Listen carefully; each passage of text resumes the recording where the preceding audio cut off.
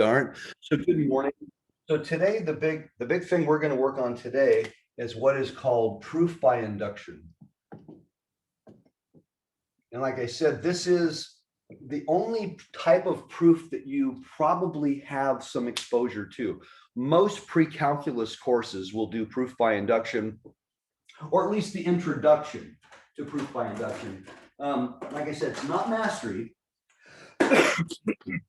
So the concept of proof by induction, first of all, there's a lot of misinformation. A lot of people think you can prove anything using induction. No, you can only prove things that are true, first of all. But proof by induction generally is things that are formula related. So I have a formula, and we're going to do several examples, by the way. I have a formula that I want to say is always true. And you'll say, well, how do I know? How do you prove something is always true if I didn't actually derive the formula from scratch? So the concept with induction is, if I assume that the formula is true for an arbitrary integer, and then I can prove that the formula would be true if I increase that integer by 1, okay, that's the key.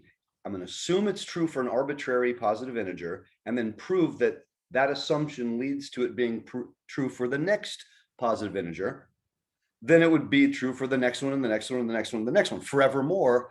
But I have to have a starting point. So I also must prove that it's true for the very first case, whatever the first case is. That might be the number 0, it might be the number 1, it might be the number 2. So I prove it for the very first case. Excuse me, I'm fighting off a little bit of a cold here. It's the sexy rasp in my voice that you hear.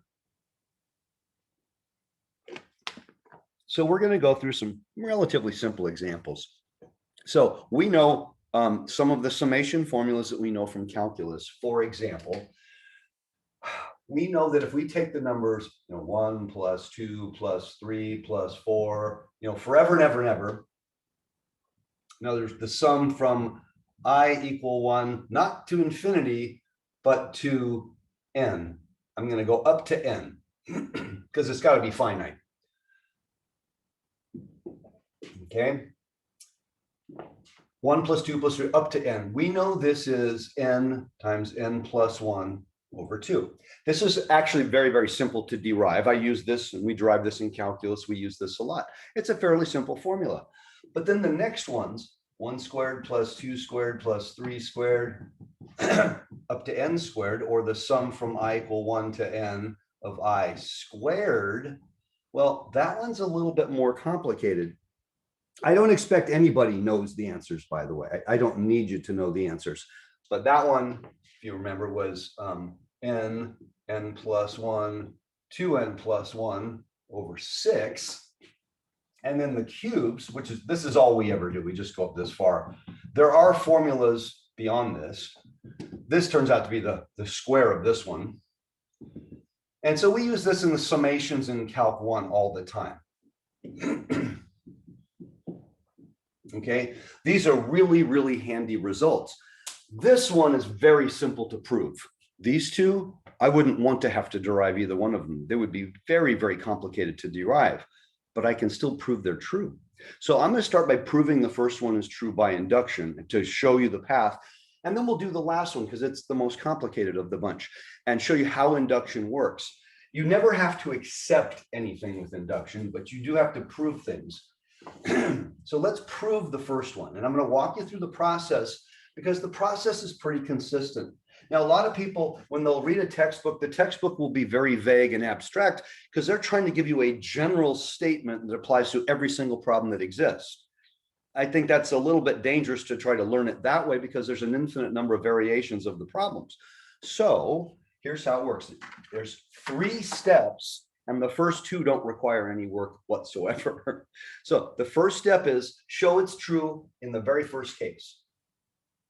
Okay, I'll show true for, now what's the very first case? I'm starting with 1. If I'd started with 0 or started with 7, whatever I'm starting with, that's the first case. So show it's true for n equal 1. So if I asked you to do the summation from I equal 1 to 1 of I, won't that just be the number 1? I'm only doing the first one. Now let's see what happens if I replace n with 1 in this formula? Question, does that equal 1 times 1 plus 1 over 2? Is this a true statement mathematically? Does 1 equal this? Yes, it does. All right, that's my first case. I proved it's true when it's 1. Now what I'm going to do is assume it's true for an arbitrary value of n. And then I have to write a proof. So the second, and this is huge, I'm going to assume. I don't have to prove. I'm going to assume it's true for n equals k.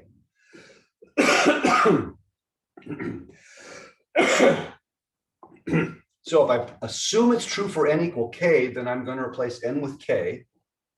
Then here's what I'm going to assume. I'm going to assume that this sum is equal to k plus 1 over 2. I'm not proving that. I'm assuming that. Now, what if it's not true? Well, then I won't be able to do the next thing. I will only be able to complete this proof successfully if the statement actually is true. It's impossible to prove a false statement is true. There is no scenario where you can do that. Now I can mess up the proof. So here's where all the work is going to take place. Step 3 is now prove true for n equal, and then I said the next positive integer, so k plus 1. Okay, I have to prove this. I showed this, that was easy. I state this, and now I'm going to use this statement as an absolute fact. So basically, here's what it comes down to. If I want to prove that this is true for n equal k plus 1, go back to the original statement here. I'm going to put it in parentheses. Here's my conclusion should be something like this.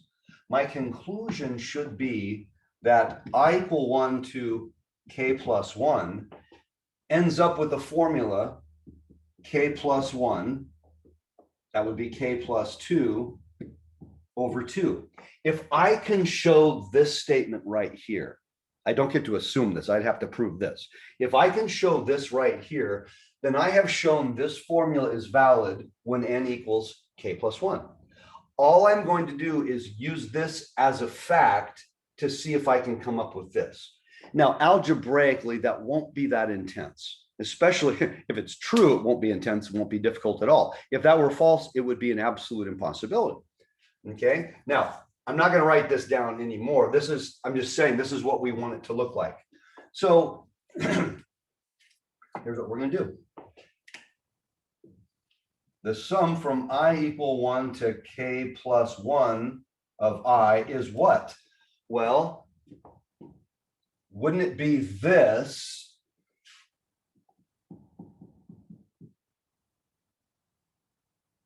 plus the k plus first term? Well, what's the k plus first term? Okay, well, remember 1 plus 2 plus 3 plus 4, okay. That's the sum of the first n. So in other words, if I said, what's the sum of the first k? That's the sum of the first k. Oh, okay, so what am I going to do? I'm going to add the k plus first. So a reminder in general, if I have a summation formula, okay, let's just say, I'm going to put just arbitrarily. If I wanted to do this of just sort of a general sum, this is equal to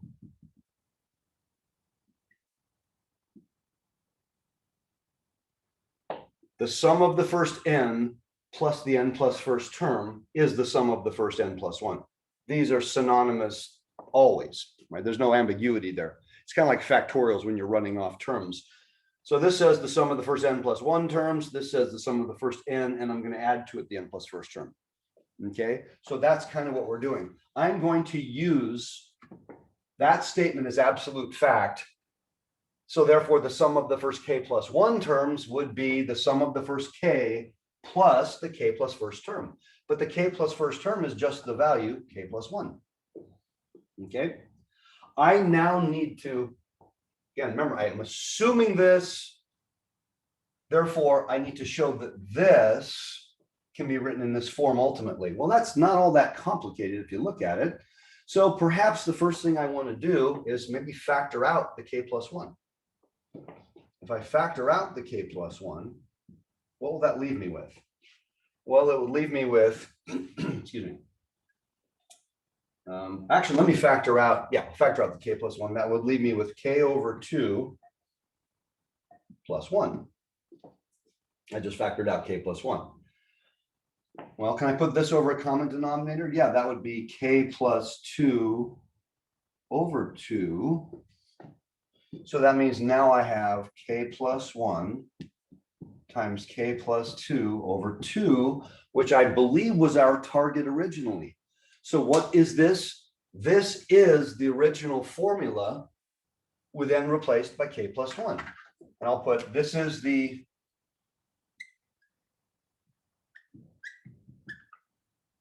formula with n equals k plus 1. So in other words, we did it. We proved it. We just said by making this assumption and adding the k plus first term, we got exactly the formula that this would have produced for k plus 1. Now, it might seem like we did some circular reasoning. No, we didn't do any circular reasoning. We showed it was true in the first case. We assumed it was true for an arbitrary integer out there, k. Now, by the way, that k could be 2. K could be 2 billion. It doesn't matter what k is. K is an arbitrary integer after 1. But based on that assumption, we proved that the next thing would give us the formula. If the formula weren't true, we would not have been able to do it. So algebraically, this was pretty low level. So I said, we'll do the third of those summation formulas next. Because that one's going to be, yes. Rather than have the k plus 1 in step 3, could we, since we defined n to equal k plus 1, can we just plug it into the original n definition, or do you have to have the plus k plus 1? No, you have to. We're trying to prove this is true. At no point we don't use this to conclude this. Mm-hmm. Yeah. Okay. Thank you. There's a tendency, and it's kind of funny. There's a tendency, the higher you get in mathematics, we try to take shortcuts. Whenever you're proving something, and I say this sort of tongue in cheek because I've actually seen people try to write major papers. When you're trying to prove something, there's absolutely one thing you can never do: assume what it is you're trying to prove. You see, if I assume true what it is I'm trying to prove, then I'm already done. It's true. I've actually seen papers in economic theory where they assume everything necessary to prove their theorem. They assume all the conditions are true. Then the theorem is automatic. It's automatically true because I assumed everything was true, even if it's not. Well, that's full of holes. So a lot of folks you'll say, prove the following. So the very first thing they'll write is what I'm supposed to prove, and then they'll try to work backwards. Now that's invalid. You can't do that because it might not be true. Or if I assume it's true, then I might be taking shortcuts that really aren't there. Now, the next one I said was the cubes. I said, let's do the cubes because this one's kind of interesting. But it turns out this formula is actually not that complicated. Now, I don't need you to know that formula even exists. This is a formula that we occasionally use in calculus, and it's really Calc 1. It's about the only place. But I would like to prove this now. Excuse me. So if I was to prove this, what do I need to do? Well, same thing. I'm going to show it's true in the first case, assume it's true for n equal k, and then prove that leads to the truth of n equal k plus 1. And that's kind of the way induction proofs work in general. But you notice my thing is, if I'm proving a formula, formulas are the easiest and safest ways to do an induction proof. Well, we're going to do an induction proof that does not involve a formula in a little bit. So step 1, show true for n equal 1. All right, so look at this statement. If I said, what's the sum from I equal 1 to 1 of I cubed? Well, obviously that's 1 cubed or 1. Okay, so the left-hand side is equal to 1.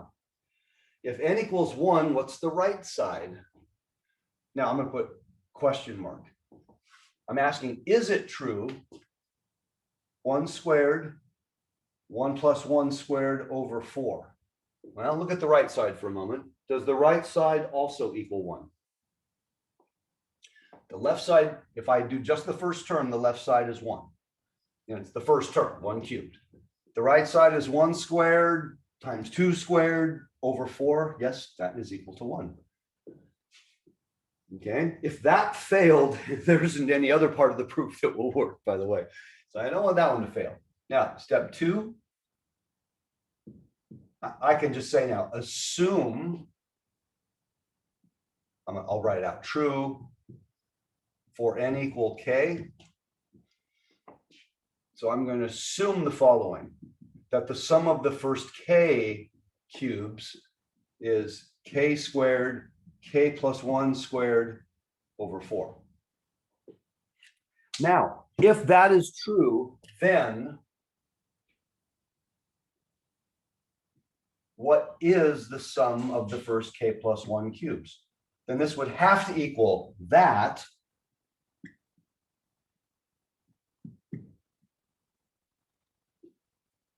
Then what? Anybody want to tell me what else I should include? Because that's the sum of the first k. Do you add k plus 1 cubed? Add the quantity k plus 1 cubed, exactly. Because that's the k plus first term. Okay, so when I'm looking at these, oh, I stopped at k cubed, the next term would be the quantity k plus 1 cubed. So if I want the sum of the first, I can't use that with n replaced with k plus 1. I can't do that. That has to be my conclusion. Oh, okay, when I manipulate this, if I do it right, I'm going to get this with n replaced with k plus 1. That's where the proof is coming in. So this is just simple algebra. Now, I don't think I want to multiply this out. Hopefully you all see that multiplying this out probably wouldn't be a great idea. So what can I do? Well, k plus 1 squared. yeah, definitely pull out a square. In fact, if you want, how about I pull out the 4 as well? What if I do this? This might make my life a little bit easier. What if I do that? Well, what's left here? That'd be k squared. And if I pull this out, then I'll have a whole k plus 1 times 4. Do you agree? Everyone see that? Do a quick check. If I multiply that, that will give me that term. Boom, boom. Okay, good. Well, that's not what I want yet, but this would be k squared plus 4k plus 4. What is k squared plus 4k plus 4, by the way? K plus 2 squared. That's k plus 2 quantity squared. Have we succeeded? If I replace n with k plus 1, is this exactly the formula I'm supposed to get? Yep. This is exactly the formula if I had replaced n with k plus 1. That proves that this formula was correct, because if it wasn't, there's no way I could have gotten it. So by assuming it was true for k, we showed it led exactly to the formula it was supposed to be for k plus 1. And all we had to show was the first case being true.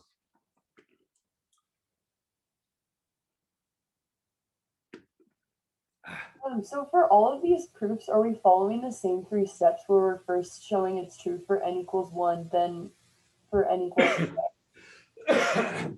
Induction always follows the same 3, but now I'm going to do one more like this, because formula is probably the most common use, but it isn't always a formula. It might be a mathematical statement.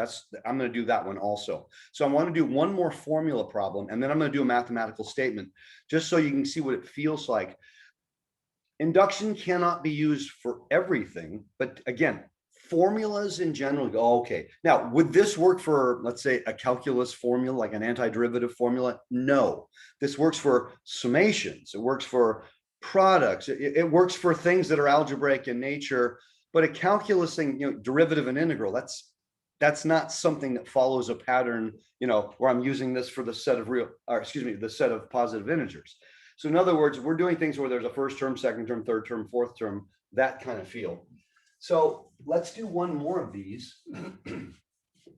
Excuse me.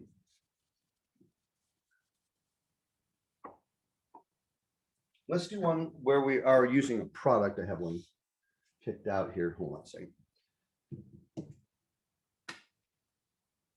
Have to find it again. Here we go. I want to prove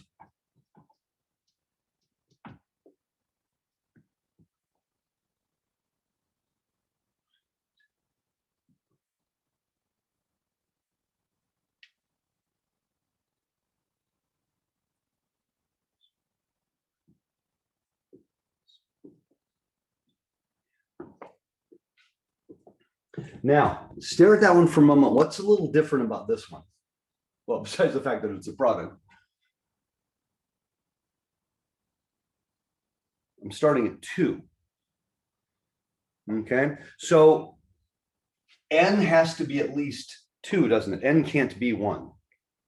I can't go from 2 to 1. So sometimes you'll have that. That's sort of redundant. Of course, n has to be at least 2 because I'm starting at 2, but I want to prove this. Now, what exactly am I saying here? I'm saying starting with 2, then I have 1 minus a half times 1 minus a third times 1 minus a fourth times 1 minus a fifth, on and on until I get up to 1 minus 1 over n. And that product is supposed to equal just 1 over n. That's interesting. You know, you might say, I don't even know if I believe this. Okay, well, let's prove this by induction. Again, this is just a simple formula. There's nothing about the statement that you need to remember. It's the process. Those summations that we just did, those are commonly used formulas in other areas. I don't need you to know those. I need you to believe they're true because we just proved them. So let's start with first case. What would the first case be? Anybody? N equals 2. N equals 2. Yeah. That's why I picked this one. Oh, okay. You don't, whatever the first case is, it could be 0, could be 1. In this case, it was 2. It is whatever it is. That doesn't change how you do this. So I want to show true for n equal 2. So I'm going to replace n with 2. So the product from I equal 2 to 2, which means I only have one term, is going to be, or of, I should say, of 1. Well, clearly this is what? That's going to be 1 minus a half. Forget the right side. The left side is just 1 minus a half. Now, what does that equal? That equals a half, which is what it's supposed to be on the right side. Oh, okay. So the left side is just 1 minus a half. The right side is a half, and they are in fact equal. Now, just for the heck of it, you don't do this in general, but you say, you know, that almost seems too easy. I'm just not sure I'm buying this. So for the heck of it, let's do the first 2 terms. You never need to do what I'm about to do, but sometimes we need to convince ourselves. What if I did that? Of 1 minus 1 over I. Well, that would be 1 minus a half times 1 minus a third. Everybody see that? Now I've done the first 2. Well, let's see. That would be a half times a half times 2/3. What's a half times 2/3? That would be 1/3. What's it supposed to equal on the other side if I go up to 3? It's supposed to equal a third. Oh, good, it did. Okay, what if I throw in 1 minus a fourth? And I can do this all day to convince myself it's unnecessary.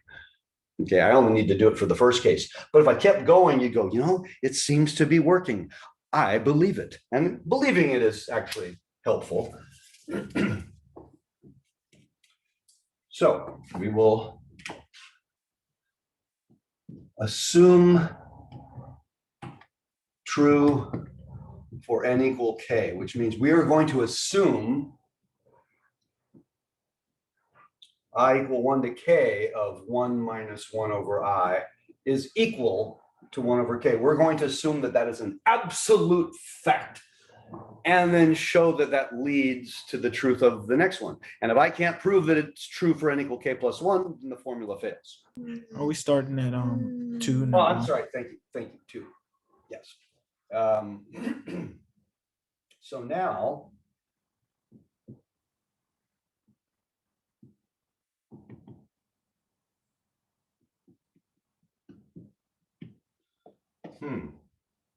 well, the product of the first k is 1 over k. So what would the product of the first k plus 1 be? Wouldn't it be the product of the first k times the k plus first term? Remember, before we did summation, so we added the k plus first term. Now we need to multiply. What is the k plus first term? It's 1 over k plus 1. Well, it's 1 minus 1 minus 1 k plus 1. Everybody see that? This is the k plus first term. 1 over 1 minus 2 is the, 2, 1 over 1 minus 3 is 3, so on. So when I get to k plus 1, it's 1 over 1. Now, that doesn't quite look as friendly, but I can still mess around with this. So let's manipulate this. I think the first thing I want to do here is put this over a common denominator. What would this be if I put it over a common denominator? Well, it'd be k plus 1 over k plus 1 minus 1 over k plus 1. And what's that? K plus 1, K over K plus 1. Okay, good. All right. So I have 1 over k times, I can just cancel the k's, and that gives me 1 over k plus 1. So assuming that is true, then the product of the first k plus 1 is equal to this, which is exactly what it was supposed to equal. Right? That is the formula when n is replaced with k plus 1. Yes. Can you again go from when you found the common denominator for the k plus 1 and then how you got to the end? Oh, well, what is this? K plus 1 minus 1 is k over k plus 1. So that's what I wrote here. Oh, okay. Thank you. Rather than distribute and manipulate, it's like, let's clean that. Oh, okay, that's what I got. Now, what made this one work so nicely is that things canceled along the way. So when I said, let's just try it n equal 3, n equal 4, n equal 5, you would see the canceling that would naturally occur. That kind of helps convince you of its truth. But again, being convinced of its truth is not a proof, but it makes it much more likely that you can complete this successfully because you go, okay, I believe this is true. I could just come up with any formula of a summation or a product, and this would become rote. You could do this in your sleep. This is so simple in general. Now, what I want to do is give you a mathematical statement, not a formula, but an actual statement, like a divisibility statement. Oh, and then I would have to show that that's true all the time. This is a bit more complicated, but it's still going to use induction. And in fact, induction might be the only way. Now, you have learned other forms of proof. For example, in calculus, you learned an epsilon delta proof, which is absolutely terrifying. And it is a type of proof, but not commonly used. Very soon, we're going to do something called an element proof, where I'm trying to show two infinite sets are equal, or one set is contained in another set by doing elements. There are several different types of basic proofs we're going to learn. Here's what I want to prove. I want to prove that 4 to the n minus 1 is divisible by 3 for all integers n greater than or equal to 0. So for every non-negative integer, I want to show that this is true. Oh, that is crazy. So there's no sum, there's no product. I just have a single thing, 4 to the n minus 1. Now, do you believe that's true, that 4 to the n minus 1 is always divisible by 3? I don't know if I believe it. So here's what I'm going to do. All right, let me just write a few of them down. Okay. All right, so that would be 1 minus 1, that's 0. Oops, sorry, it should be minus 1. Sorry. That would be 4 minus 1, that's 3. That's 16 minus 1, which is 15. That's 64 minus 1, which is 63. That's 256 minus 1, which is 255. Huh. All of these are divisible by 3, aren't they? Huh. We could keep going, but I'm not sure we'd be able to finish by noon today. If I go through all the positive integers the rest of the way, might take me a while, like infinity. But is this kind of convincing you? Go, you know what? I just did the first several. Every one of these is a multiple of 3. Yeah, I think I buy this. I think I believe this. Now, that's not a proof, but you know what? I believe it's true. So now let me go ahead and prove it. What if? Hopefully you don't make an arithmetic error. What if you started doing something like this and one of these numbers was not divisible by 3? Are you done? Anybody? Yes. Yes. Yes. Because Counter why? example. The proof by counter example. Counter example. Perfect. That would serve as a counter example. Remember, if you don't believe something is true, and I've talked about this before, it is really difficult for any human being to prove something that they do not believe to begin with. You're spending all your time trying to disprove it. So if you actually found a counterexample, you're done. You proved that the statement was not true. But if the statement is true, I can't go through every possible value of n. So that's where the induction would come in. I do this to kind of convince myself. Now, I'm not saying anybody should do this, but a lot of times it's useful going, okay, yeah, I believe it's true. But someone else might say, I don't know. Because if I used a different number instead of a 1, it's probably not true. Oh, so let's now prove this by induction. So how do I prove this by induction? Well, what's the first case that I have to consider? What is power 0 minus 1? So the first case I'd consider is n equals 0. So the first example I did, our first case was n equal 1. The last example, our first case was n equal 2. Now our first case is going to be n equals 0. So the first case is wherever your problem begins. This one clearly begins at 0. So I start with 0. Okay.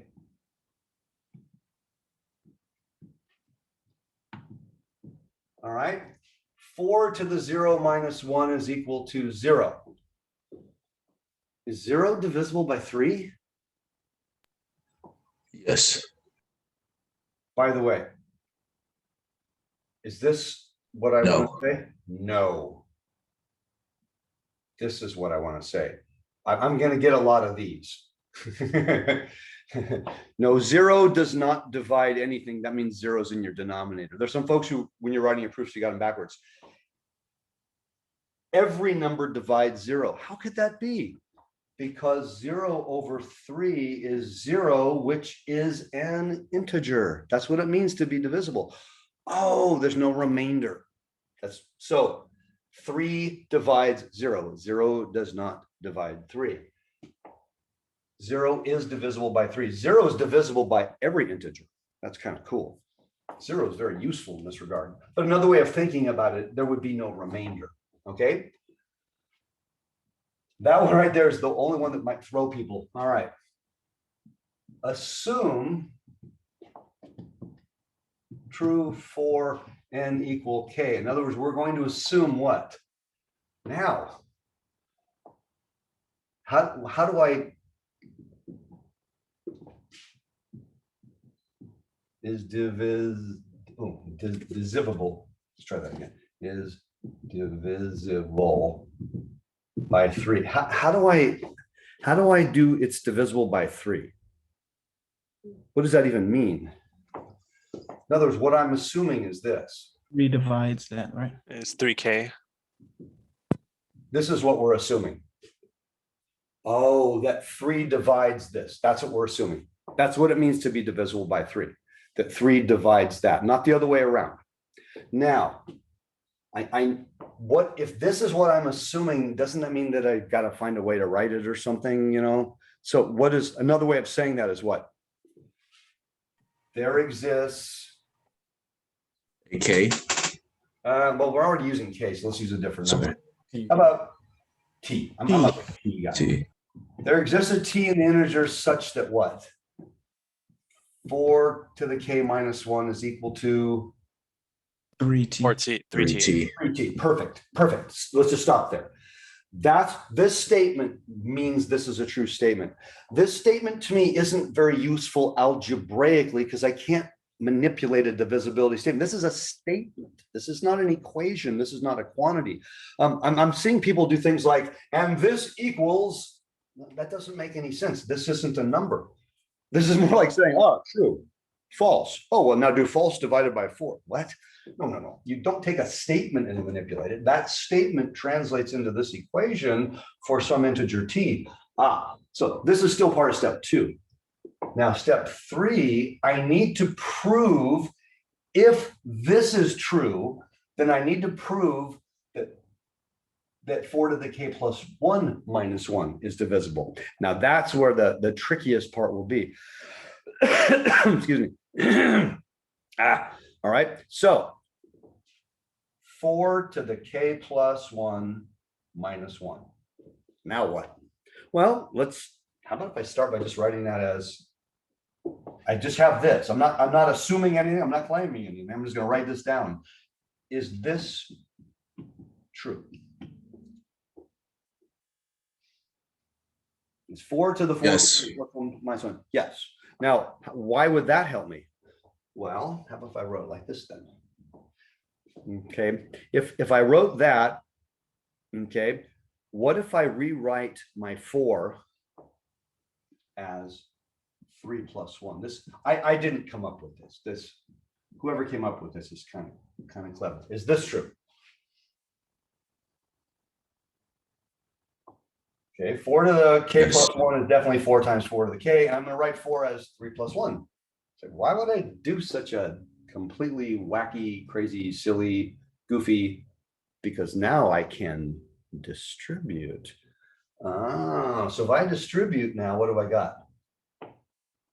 I have 3 times 4 to the k plus 1 times 4 to the k. I'll just write that as 4 to the k minus 1. Right now, algebraically speaking, for any integer k, this statement right here is equal to this statement right here. Why is that a really good thing about right now? Because what was our inductive hypothesis? That's what this is actually called, by the way. The thing you're assuming is called your inductive hypothesis. My inductive hypothesis was that 4 to the k minus 1 is divisible by 3.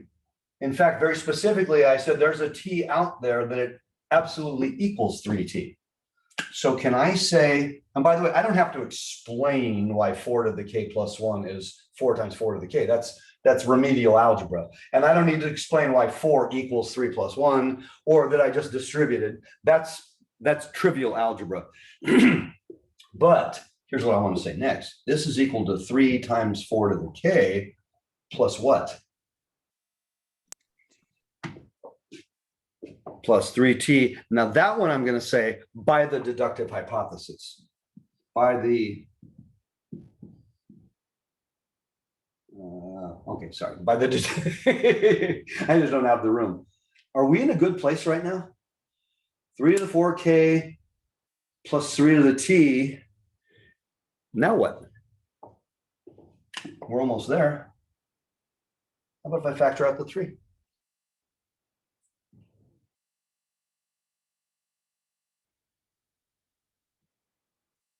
Is that true? Yes. So I've got this is equal to this.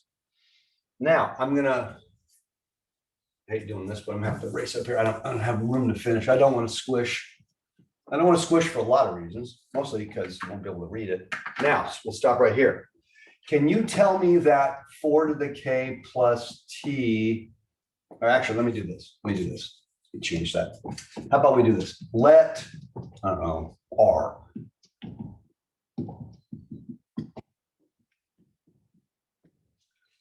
Why is r an integer?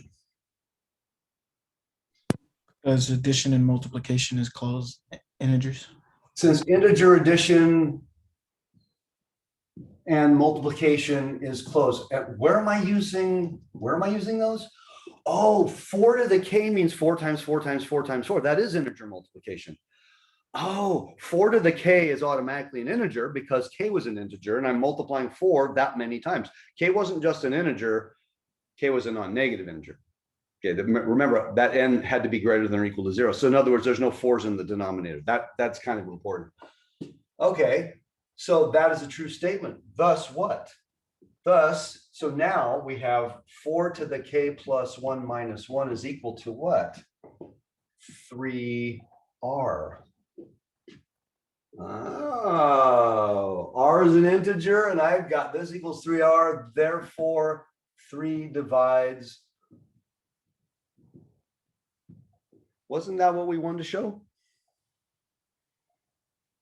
We just proved that 3 divides 4 to the k plus 1 minus 1, meaning we showed that 4 to the k plus 1 minus 1 is divisible by 3. That's the same thing. You could use it words or you could write it that way. You said the exact same thing. That means that the proof by induction, I made the assumption that this was divisible by 3 and I showed it led to the conclusion that that's divisible by 3. Beautiful. And you notice this wasn't a formula.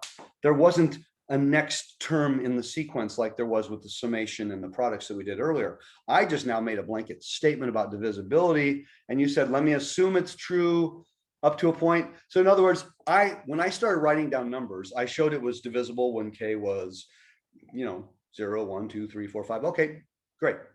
But what about a bazillion? What about a bazillion and one? I mean, I got to show I can't show it's true forever. So we said, let's assume it's true at some point and show that automatically leads to the next positive integer being true. That's where induction takes off, because once I show it's true for a first case, and then I show anywhere down the road a truth automatically implies the next value is true.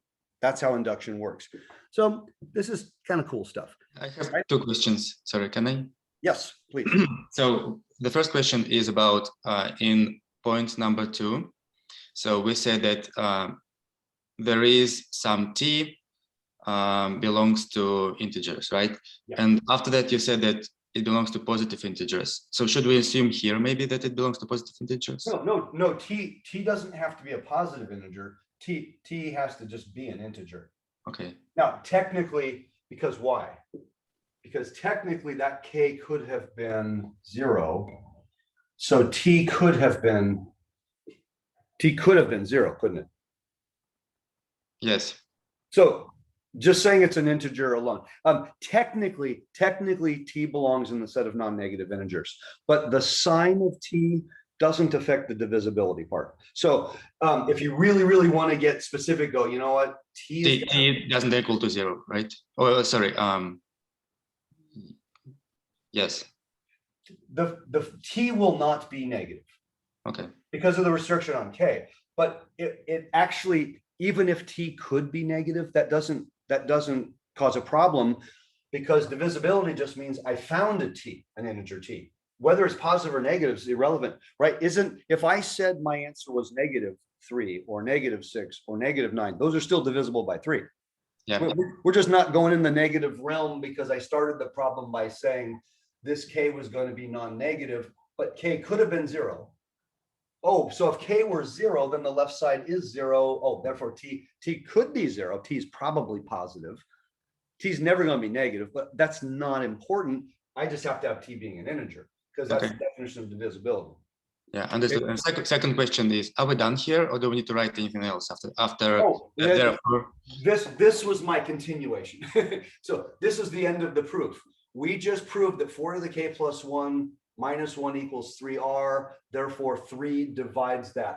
So I said you could either say it this way or say 4 to the K plus 1 minus 1 in words is divisible by 3.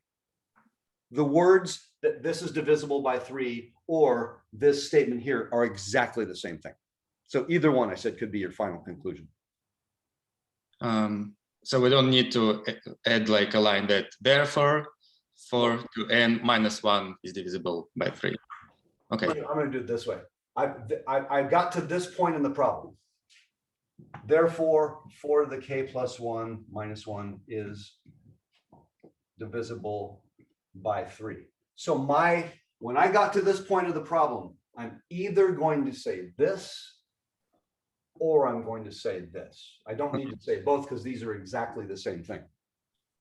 Understood.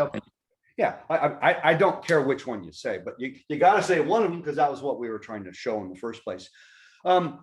This would be more the textbook answer because I'm making it really clear. But how did we do the problem? Right? This was my inductive hypothesis. This is my conclusion. So I like both of these. Don't say both. You don't need to. But either one of them is saying the same thing, and I got to say one of these. That's when I'm done. Okay, anybody else? This is what we're doing today. That we are done with everything. Like I said,